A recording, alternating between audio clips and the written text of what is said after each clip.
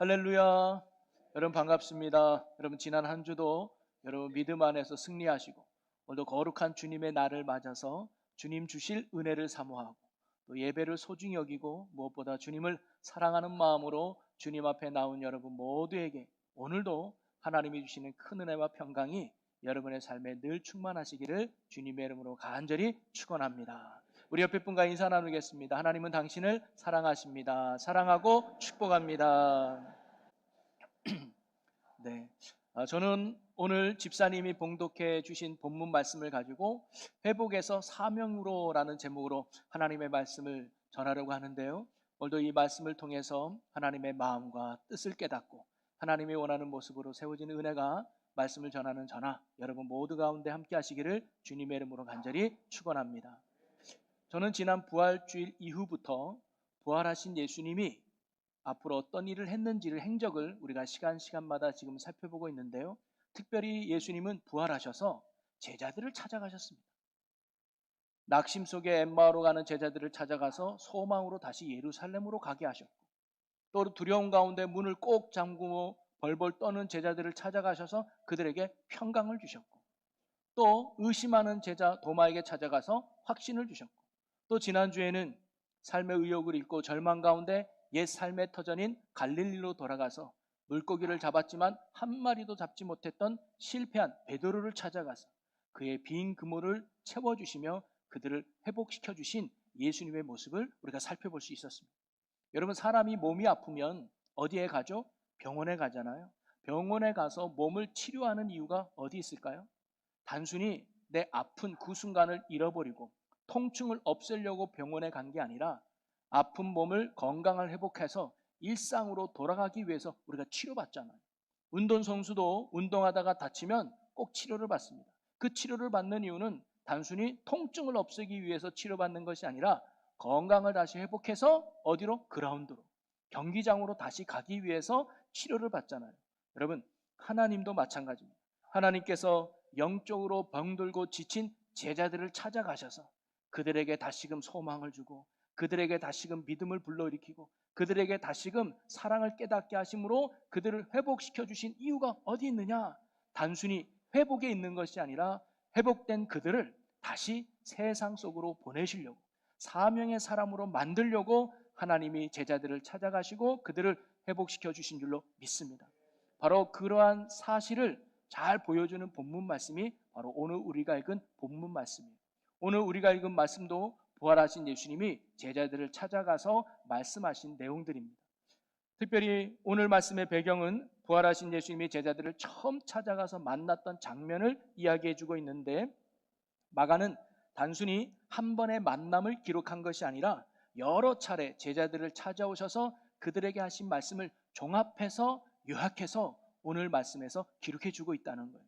그래서 마가에게 있어서 중요한 것은 뭐냐면 예수님을 언제 또 몇 번 만났느냐가 중요한 게 아니라 예수님께서 제자들을 찾아오셔서 무슨 말씀을 하셨는가가 마가에게 더 중요했습니다. 그러면서 마가가 강조하는 것은 예수님이 단순히 상처 있고 실패한 두려움에 있는 제자들을 찾아와서 그들을 회복시켜 주신 걸로 끝난 것이 아니라 그들을 다시 사명의 사람으로 세우는 데 있다는 것을 마가가 오늘 말씀을 통해서 우리에게 보여주고 있는 것이죠. 여러분, 오늘도 마찬가지입니다. 오늘도 부활하신 예수님의 역사는요, 단지 우리를 죄에서 건져내 주시고 우리의 상처를 치유하시고 우리를 사망에서 생명으로 옮겨서 우리의 삶을 회복시켜 주신 것으로 끝나는 것이 아니라 우리를 회복시켜 주신 주님은 우리가 세상 속으로 나아가서 구원이 필요한 자들에게 복음을 전하는 사명의 사람으로 살아가기를 주님이 오늘도 우리에게 원하신다는 사실입니다. 바로 오늘 말씀 속에서 부활하신 예수님은 제자들을 찾아가서 너희가 사명의 사람이 되기를 원하면서 세 가지를 말씀하셨는데요.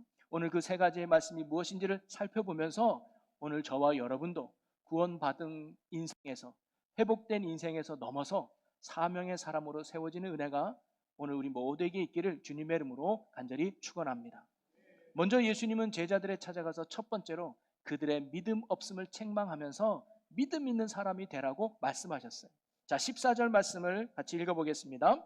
그 후에 열한 열한 제자가 제자가 음식 먹을 때에 예수께서 그들에게 나타나사 그들의 믿음 없는 것과 마음이 완악한 것을 꾸짖으시니 이는 이는 자기가 살아난 것을 본 본 자들의 자들의 말을 말을 믿지 믿지 아니함이니라. 아니함이러라. 아멘.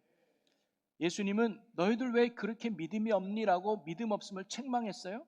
그러면서 예수님이 믿음 없다고 책망한 내용이 뭐냐?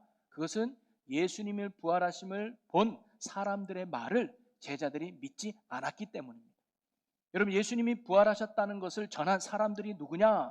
마가복음 16장 전의 말씀을 보면 무덤에 가서 제일 먼저 예수님의 부활하심을 목격한 막달라 마리아의 증언이 있었습니다. 또 하나는 엠마오로 내려가다가 부활하신 예수님을 만나서 다시 소망을 가지고 예루살렘으로 온 두 제자의 증언들이 있었습니다. 이들은요, 제자들이 전혀 모르는 사람이 아니었습니다.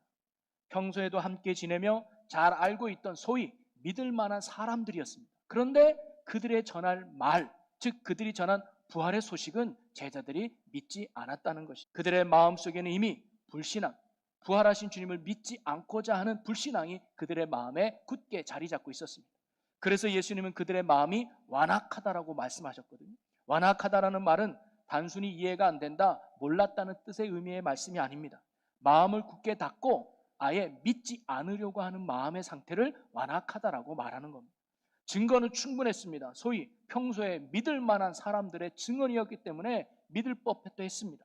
그러나 제자들은 말씀을 믿는 믿음이 그들에게 없었던 겁니다.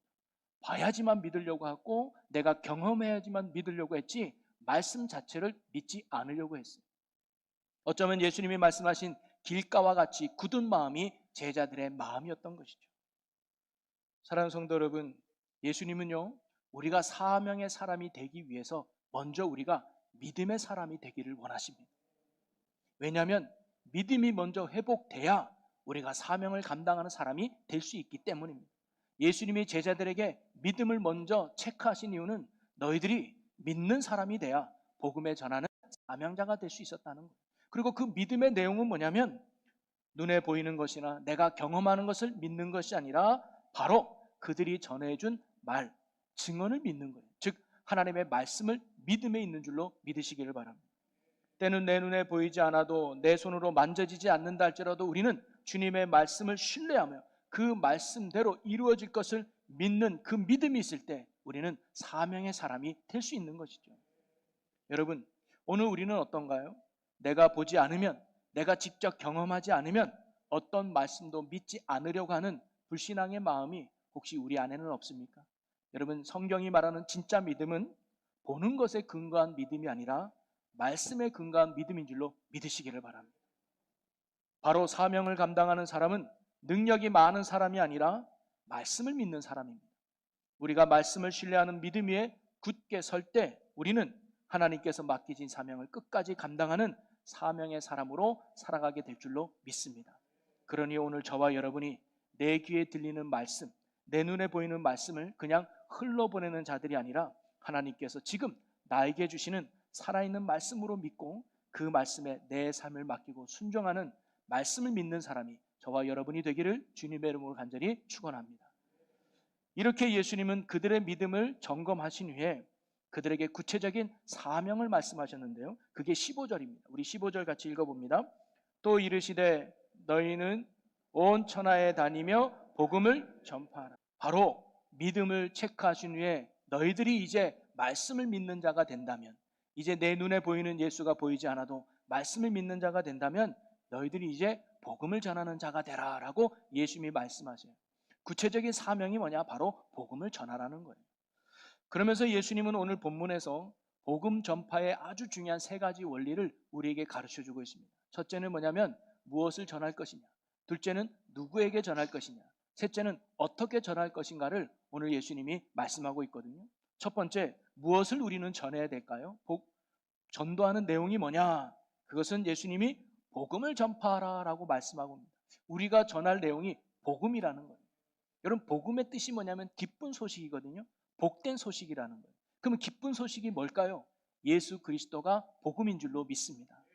왜 예수님이 기쁜 소식일까요? 예수님 때문에 저와 여러분이 지옥에서 천국으로 옮겨질 수 있기 때문에, 예수님 때문에 심판받아야 할 죄가 용서받았기 때문에, 예수님 때문에 끊어졌던 하나님의 관계가 회복되어져서 하나님의 자녀가 되는 권세를 우리가 누릴 수 있었기 때문입니다.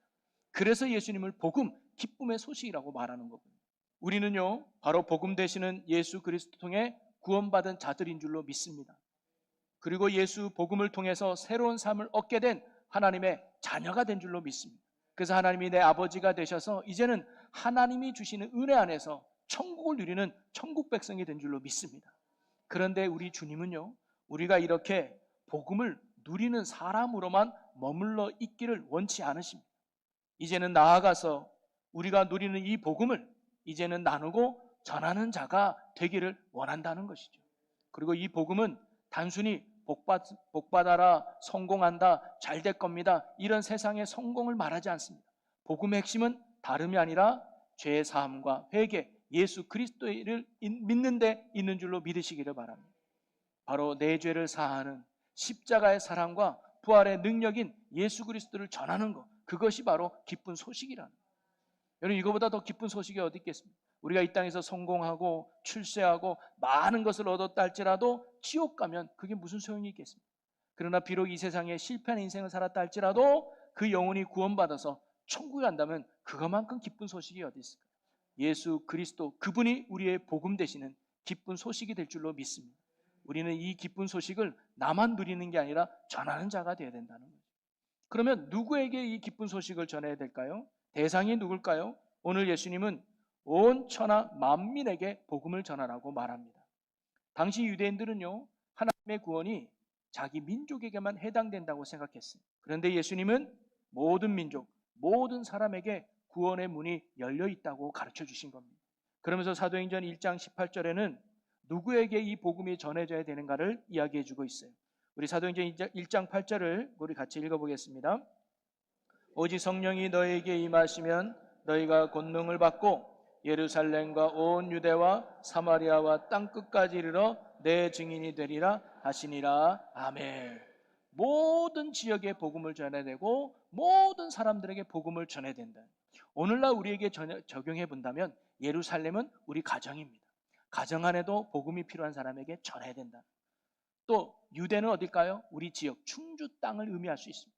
그리고 사마리아는 어디냐? 우리나라, 바로 한국 땅을 의미할 수 있습니다. 그리고 땅끝까지는 어딜까요? 세계 방방 곳곳이죠.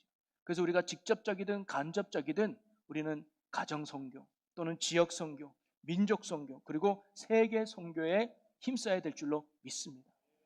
또 하나, 모든 사람에게 전하라는 거예요.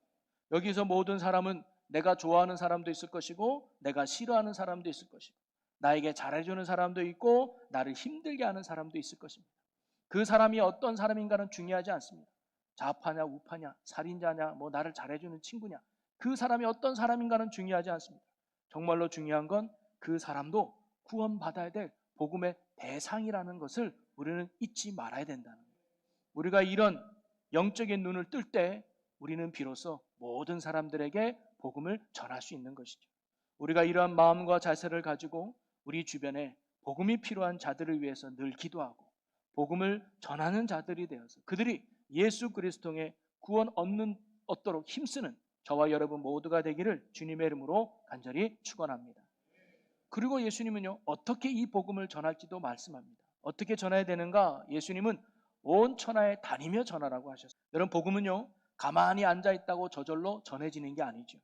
우리가 복음을 들고 세상에 나아가 전할 때 그들에게 복음이 전해지는 줄로 믿습니다. 그래서 어떤 전도쌤이나 강사 목사님의 이야기가 아직도 기억이 나는데요, 그분이 한마디를 해요. 나가면 있고 안 나가면 없다는 거예요. 우리가 사람 낳는 어부가 되기 위해서는 나가야 물고기를 잡지 가만히 있다고 물고기가 잡아지는 게 아니라는 거예요. 그래서 교회는요, 모이는 공동체임과 동시에 세상에 보냄을 받은 공동체인 줄로 믿습니다. 그러니 우리는 항상 나만 예수 믿고 끝난 게 아니라 내 주변을 돌아봐야 된다는 거예요. 혹시 여러분 가정에는 복음이 필요한 사람이 없습니까? 혹시 여러분의 직장에는 예수가 필요한 사람이 없습니까? 있을 거예요. 그들에게 복음의 손을 내밀고 복음을 전할 사명이 바로 저와 여러분에게 있는 줄로 믿습니다. 하나님께서 충주제일교회를 이 땅에 세워주신 목적도 바로 여기에 있습니다. 우리끼리 복음의 기쁨을 나누는 교회가 아니라 복음을 가지고 세상에 나아가서 복음의 능력으로 세상을 살리는 교회가 되라고 하나님이 저와 여러분을 부르신 줄로 믿습니다. 앞으로 저희 교회가 세 번째 비전인 복음의 능력으로 세상을 살리는 교회가 되어서 복음의 사명을 잘 감당하는 우리 모두가 되시기를 주님의 이름으로 간절히 축원합니다. 이렇게 예수님은 그들의 믿음 있는 자가 되기를 권면하고 이제 너희가 나아가서 복음을 전하는 자가 되라 라고 말씀하신 후에 예수님은 세 번째로 뭐라고 말씀하시냐면 이렇게 믿음으로 복음을 전하는 자에게 주님이 능력으로 함께 하시겠다고 약속하셨습니다. 자, 17절 18절을 우리 같이 읽어보겠습니다. 믿는 자들에게는 이런 표적이 따르리니 곧 그들이 내 이름으로 귀신을 쫓아내며 새 방언을 말하며 뱀을 집어올리며 무슨 독을 마실지라도 해를 받지 아니하며 병든 사람에게 손을 얹은 즉 나으리라 하시더라. 하시니라. 아멘. 믿는 자에게는 이런 능력이 나타난다는 거예요. 그리고 실제적으로 사도행전에는 이런 역사들이 정말로 다 나타났습니다. 그러나 이 말씀은요, 모든 믿는 성도가 반드시 이런 기적을 행한다는 말씀이 아닙니다. 이 말씀에서 중요한 건 표적이 아니라 바로 믿는 자가 되라는 말씀입니다. 우리가 예수님이 살아계심을 믿고 그리고 주님이 나와 함께 하심을 믿고 어디 가든 복음을 전하는 자가 된다면 주님이 나와 함께 하셔서 불가능을 가능케 하고 안 될 일을 되게 하며 놀라운 능력으로 함께 하신다는 약속의 말씀인 것이죠. 사랑하는 성도 여러분, 오늘도 주님은요, 믿는 자들과 함께 하십니다. 그리고 믿는 자들에게 오늘도 역사해 주실 것입니다. 변하지 않을 것 같은 사람도 변하게 하시고 불가능해 보이는 일도 가능하게 하시며 감당할 수 없는 것 같은 상황 속에서도 하나님이 힘과 능력을 주셔서 감당케 하는 역사가 지금도 믿는 자들 가운데서 일어나고 있는 줄로 믿습니다. 그러나 중요한 것은 우리가 표적을 구하고 표적을 목적으로 삼는 자가 아니라 주님을 믿고 그 주님을 따르는 믿음의 사람이 먼저 돼야 된다는 사실을 꼭 명심하시기 바랍니다. 우리가 오늘도 나와 함께 하시는 주님을 믿고 주님의 말씀에 순종하고 복음을 담대히 전하는 자가 될 때 그 가운데 하나님의 놀라운 역사가 복음의 능력으로 나타나게 될 줄로 믿습니다. 그리고 그 능력을 보고 믿지 않는 자들이 야, 너는 믿는 너는 뭔가 다르구나 하면서 하나님을 보게 되고 그들이 주님께로 오는 복음의 열매를 맺게 될 줄로 믿습니다. 사랑하는 성도 여러분, 이제 말씀을 정리하면요, 예수님은 부활하셔서 실패하고 낙심하고 두려워하는 제자들을 찾아가셨습니다. 그리고 그들의 삶을 온전히 회복시켜 주셨습니다. 그런데 예수님의 목적은 단순히 회복에 있는 게 아니라 그들을 다시금 세상에 보내서 복음의 사명을 감당하기 원하셨답니다. 여러분, 오늘도요, 주님은 우리를 구원하신 이유가, 우리를 살리신 이유가 나만 구원받고 나만 예수 믿고 나만 하나님의 은혜에서 복음을 누리는데 그치는 게 아니라 우리가 받은 이 복음의 기쁨을 가지고 우리가 받은 이 복음의 능력을 가지고 아직도 예수를 만나지 못한 사람에게 아직도 구원받지 못한 자들을 찾아가서 예수 생명의 복음을 전해서 그들도 예수님의 자녀로 거듭나기를 주님이 원하신다는 사실입니다.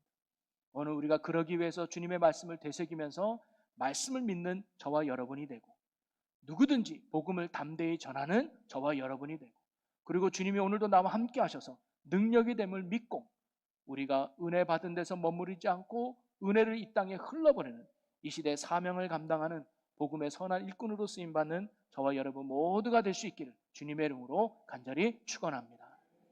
우리 이 시간 오늘 주신 말씀을 붙들고 우리 함께 결단하며 기도하기를 원합니다. 주님, 내가 구원받은 걸로 안주하지 않고 이제 이 구원의 복음을 전하는 사명자로 살게 하여 주시옵소서라고 우리 주여 한번 외치고 우리 함께 통성으로 기도하겠습니다. 주여 할렐루야. 오늘도 살아계신 하나님, 주님이 우리를 구원해 주셨고 우리의 삶을 회복시켜 주셨고 우리를 복되게 하신 줄로 믿습니다. 우리가 누리는 이 복을 우리만 간직하는 것이 아니라 이제 이 담대히 복음을 전하는 사명자의 삶을 살아가는 우리가 되게 하여 주옵소서.